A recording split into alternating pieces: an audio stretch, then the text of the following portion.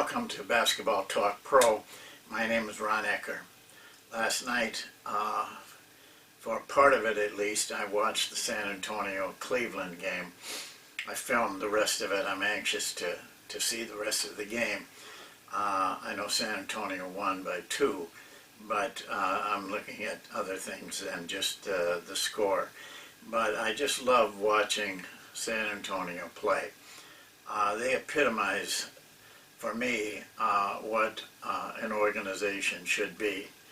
First of all, they have a system. I mean, it's a real system, and everybody ties into that system. It's amazing to me to hear the players talk. Last year, when Parker was hurt in the playoffs and questionable whether he was going to play or not, they talked to him about it, and his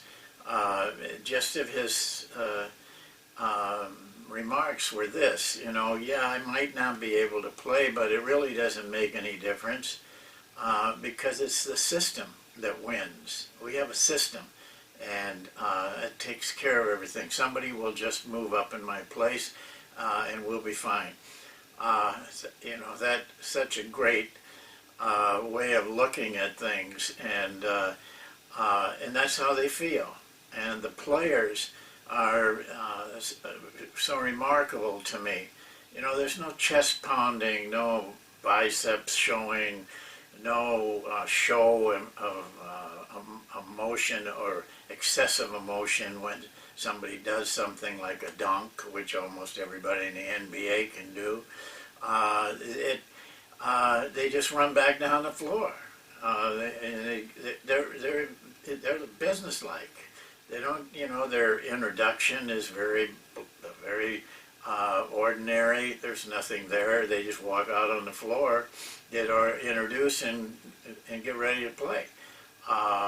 They just have such a economy of everything. The way they play, they waste no motion. They waste no effort. Everything is very determined. And the relationships they have in that organization, it is what a real system is about, and it's what I've talked to you about. It's not only the players and the coaches, but everybody in that organization ties into it. And I'm sure that if they weren't willing to tie into it, that they probably wouldn't be there very long. They protect that system. The people that every job in the San Antonio organization is tied to that system, and they all fall in, and they all relate to what that team requires. And it's very simple what they do. There's nothing they may look complicated at times on offense, but if you sat down with a film and really drew everything out and analyzed it, it's not very complex at all. And it's the whole gist of what they're doing. I loved what I saw Ginobili on an interview, and the questioner asked him a question about some part of their game, and he just looked at her and said, just had one remark. He said, "We just do what Pop tells us to do." And I thought that spells it all out. It's a way you should build your system, your organization, and people will support that, and they'll tie into that.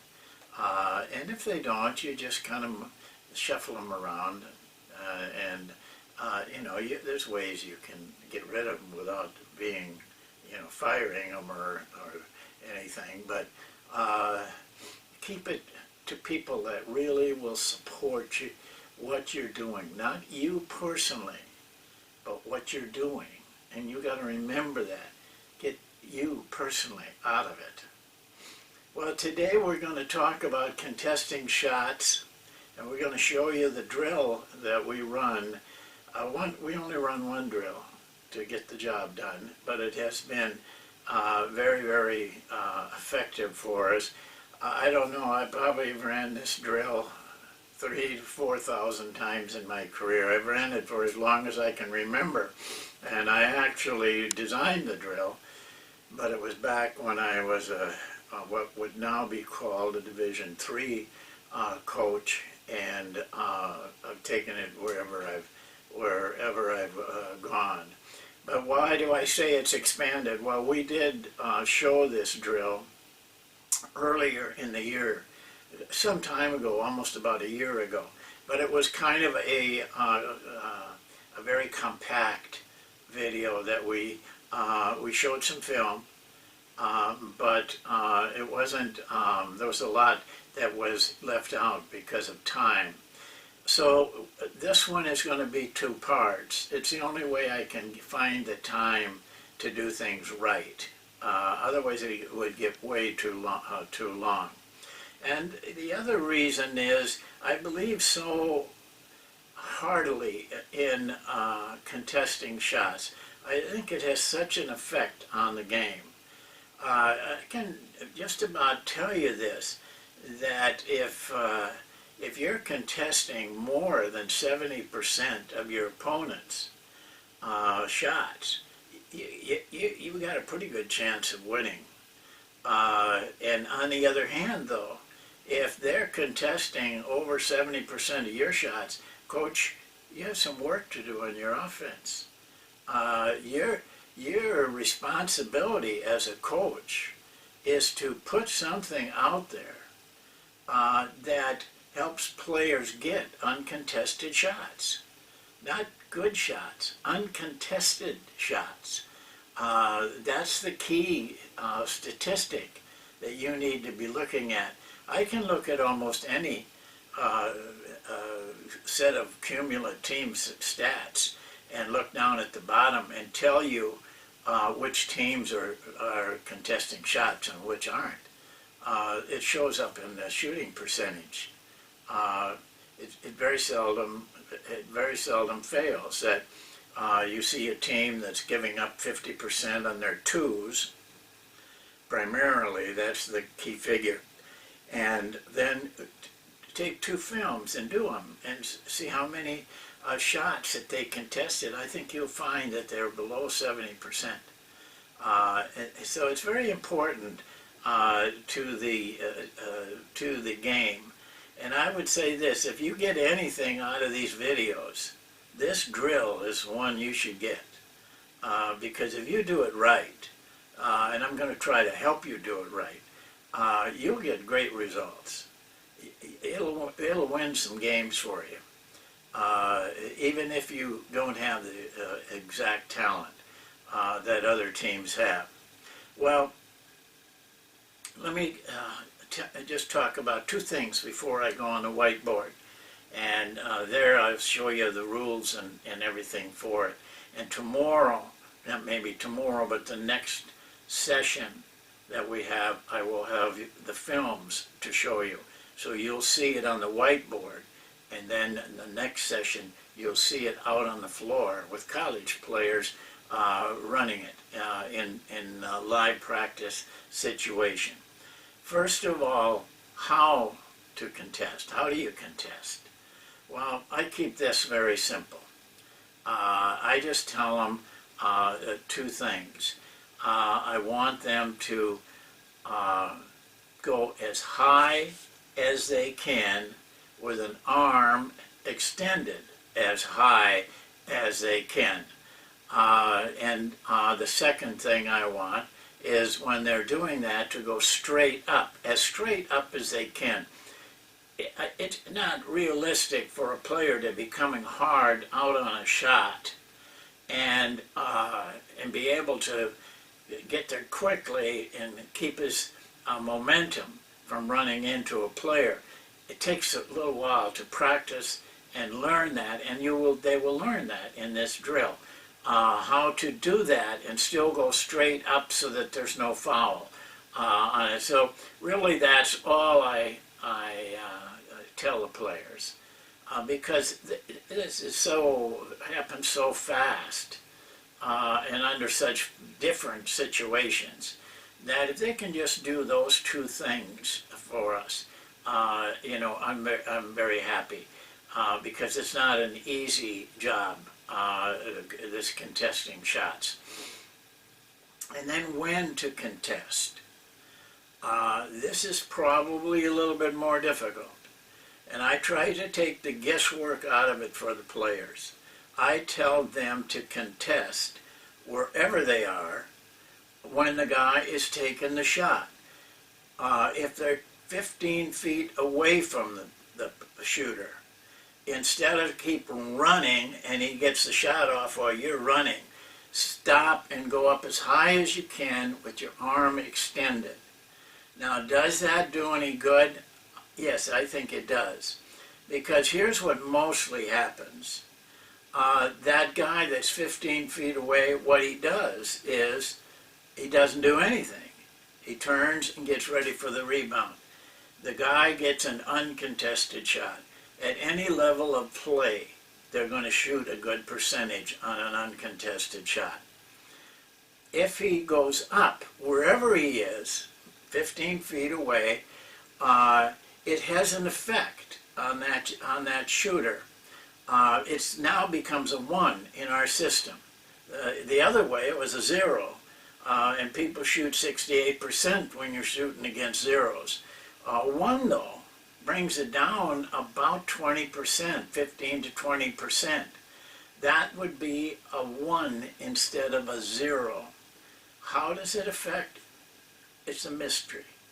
There's no way you can measure this accurately. I suppose if you had certain kinds of resources, you could. But it might be that the shooter is not quite sure where you are when you contest. Because his vision, it better be completely on the basket. So he may arch the ball a little bit more than normal. He may shoot it a little bit quicker. Mentally, he may be a little bit imbalanced in that half a second or so that it takes to get that shot off. But we know it affects them. We know that they don't shoot as well when you do that. Now, a lot of teams, run out on them. They call it closing out. I don't ever use that term, and I don't ever do it. Most of the time you're closing out and you're trying to get up on the guy, and by that time the shot's gone and you're too late. It doesn't do you any good to contest the shot after he's released it. It's either going in or not going in, but you have nothing to do with it. So instead of closing out, we prefer the guy to shoot, to contest the shot wherever he is. So that's all we really ask of our players. We don't talk a lot about technique. Just get those things done, and we want 1s and 2s. We don't want 0s. In contesting. Well, now let me put on the whiteboard, and this is what's different than from the first time. We did not show anything on the whiteboard. It was all done on the floor and pretty hurried. So I'd like to show you now on the whiteboard how this drill is run and the rules that you have to have in order to run it properly. So I'd like to go now to the whiteboard. Well, we have 4 little diagrams up here, and I'll start with how we start the drill. We have 4 offensive players on the court in the same color. I always keep them in the same color, and then we have 3 players that are the defensive players. Now, instead of making X's, I gave the numbers because it's a little bit easier as we go through this to remember which players are doing which. So the guy on the top usually stands in a free throw line somewhere between these two, because the coach has the ball and he doesn't know which one he's going to throw to at first. So this is basically the very start of the drill. The coach has got the ball. Now there's some rules. First of all, the offensive players cannot move. They can't, slide around or cut or anything like that. They have to stay in these 4 positions. This is a contesting the shot drill, not an offensive drill. So we make this fairly rigid, because if we don't, it just gets to be chaotic out there. The second thing that they cannot do is they can't fake a shot. Now I have a very definite reason for that. If you allow them to fake in a game, in this drill, you're going to get them afraid to contest, afraid that they're going to contest and the guy's going to drive around them. I really take the players off the hook on this. I just tell them right out that, if you get faked out and the guy goes by you and scores, that's on me. But I don't want you ever to be afraid to contest a shot. If there's any doubt in your mind at all, contest the shot. If he drives, we got a lot of help, and he's still got to make a basket. He's still got to get in close enough to make a basket to do any damage. But if you don't contest that shooter, the chances are he's going to make a basket, and a lot of times it's 3. We don't want them to fake. We want to give our defensive players confidence that they can do that. And it's only 1 shot. The offensive players, any one of them can shoot any time that they think they got an open shot. But only 1 shot, no rebounding. When the shot is missed or made, the defensive players change, the offensive players don't. So we're getting new sets of defensive players in, and I'll go over that a little bit later. But let's say that the coach throws to this guy. So now who's going to take him? One is in the best position to take him. And that brings up another rule. The player that's guarding the man with the ball cannot follow the pass. Just through ages, I've learned that if you allow that, you get this guy running all over the place and these guys 2 standing. So we know that this guy, when he makes a pass, somebody else is going to take that man. So say he passes here, 1 takes him. These 2 don't have to make a lot of adjustment yet, but they will at this time, because if he passes to the guy in the corner, this guy, of course, would take him. When you're on the ball, this is what we want, the guy on the ball. We want him to have a good defensive stance, balanced, but we want his hands to be very, very active and aggressive. And because if he can slow these passes down, it makes it easier for 3 men to guard 4. If they can just whip that ball around, the inside guys are going to get beat. That's what we ask of that man with the ball. Now what happens when that pass is made, one must go to a sag position. Actually sometimes replacing these guys, and you'll see he does end up doing that. This guy might start to cheat over a little bit because the ball is over in here.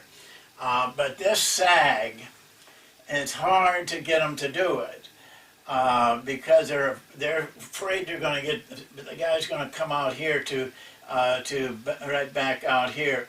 They've got to get down in here because as it gets going, it gets kind of wild. You know, you have to be in some position when you're not on the ball down here, or you won't cover well enough. You just have to run the drill yourself, and you'll see what I mean. So this is a fairly normal shift there. But now we've got the ball in the corner. 2 is on him. 1 is back in here where he should be. 3 is, where he should be. The cross-court pass. And this is why we want this guy to be very active and aggressive with his hands, but not lose his balance. We don't want him out of position doing it. You can do it so that this pass should be a lob pass, not a direct pass. Otherwise, it's very hard to cover. Now, there's 2 people that could cover this pass. Our rule is the closest guy to the ball, if he hasn't just guarded the ball and he's not following the ball, the closest guy, get him. We don't care who it is, which one. So it could be either one of these 2 guys, 1 or 3.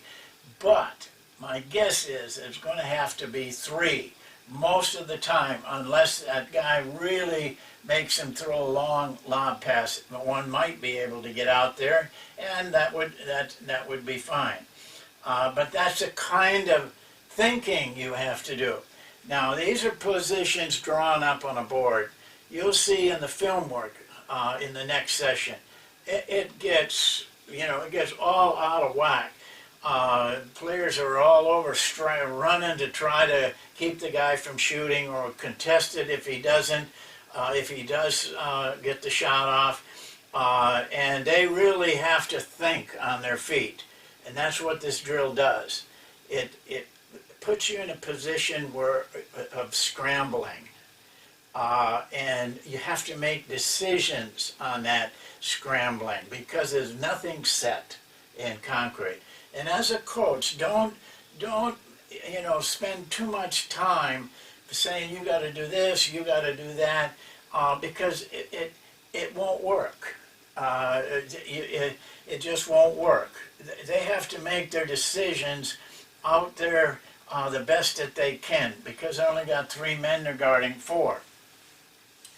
Let's take another situation. Let me draw a 3 in here. I forgot to put him in there.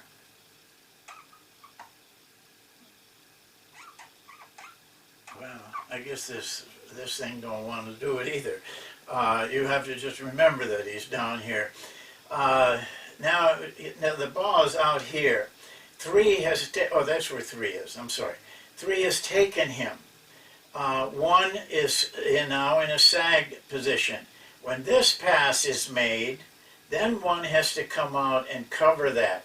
3 would then drop back into a sag position after the pass is made, because he can't follow the pass.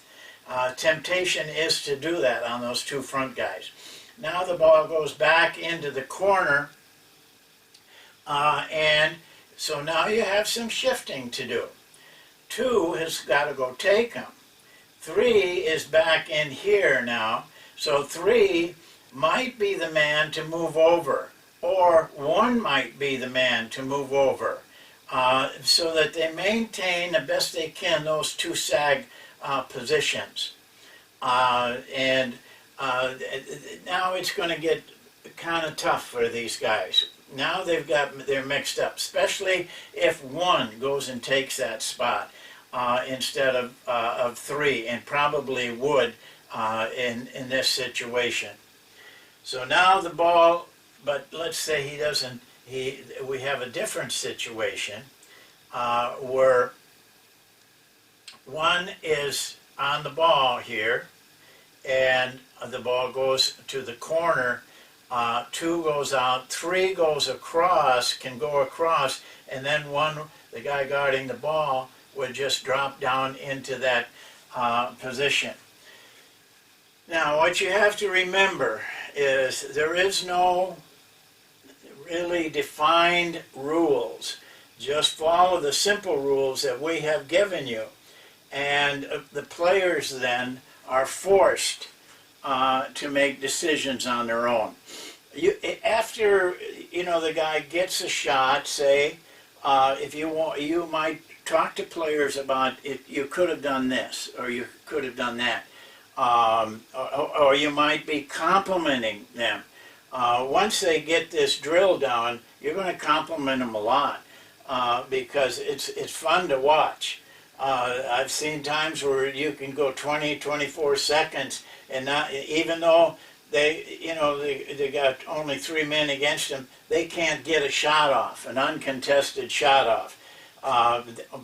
When they do take the shot, it's generally contested. So somebody eventually is going to get open and take a shot, but that shot needs to be contested. For example, here, if this guy is taking the shot, he's got to come up, and if he can't get there, say he's there, he still contests the shot there, or there, depending on who is the guy that's closest to the ball. So any one of these passes could have been a shot, and then they have to be contested. And what we urge, not only urge, but demand of our players, that they contest every shot. Nobody gets an uncontested shot. Even if it's a 1 and it's a poor contest, we want some kind of effort. Put that into your players' minds. Don't let them half-step it because they don't think they can get out there. Don't let them turn and leave that guy wide open for a shot. Get it into their mind that every shot needs to be contested. When you get them thinking like that, Coach, you're gonna have some pretty good success with your defense and with winning games. Now, the drill, you'll see it in the film. What we do is pick whatever. By this time we run the drill, each player will be in a color, either dark or white. So if we put dark in there at first, they'll have maybe 6 players, so the other 3 are out here. And the minute that a shot's taken, we bring the ball back, they jump in, they got 3 new players, and we keep going. We keep the defensive players on the floor for half the drill. And then we change, and they become the offensive players, and the offensive players become the defensive players. You can run this drill easily in 10 seconds, and if both teams are in their 5, when you start out, you should probably allow 15 minutes. By the next practice, so you can go to 10 minutes, and I've done 5 minutes, 2.5 minutes. Late in the year, they get so good at jumping in and getting guys, getting ready, and doing everything, so fast. It becomes easy enough to get, a good 5-minute workout with it. Well, that's the contest the shot drill. This is how it looks on the whiteboard. You now have the rules. That was something that wasn't in the film, and I will edit out a lot of that kind of talking because we've done it here, so you'll be able to see players that are learning it for the first time. Part of it will be the first day, part will be the second day. You'll see a change in how they do things, and you'll see a lot of mistakes, and I will correct those mistakes, and that'll be a good learning situation for you. So I hope you got all the rules. We'll probably talk more about them in the next video. And that's it for today. We'll see you next time. Please, if you've watched this far, make sure you see part 2. Seeing it on the whiteboard and hearing a talk is one thing, but watching them actually do it on the floor is where you can really pick up a lot. Okay, thanks for watching.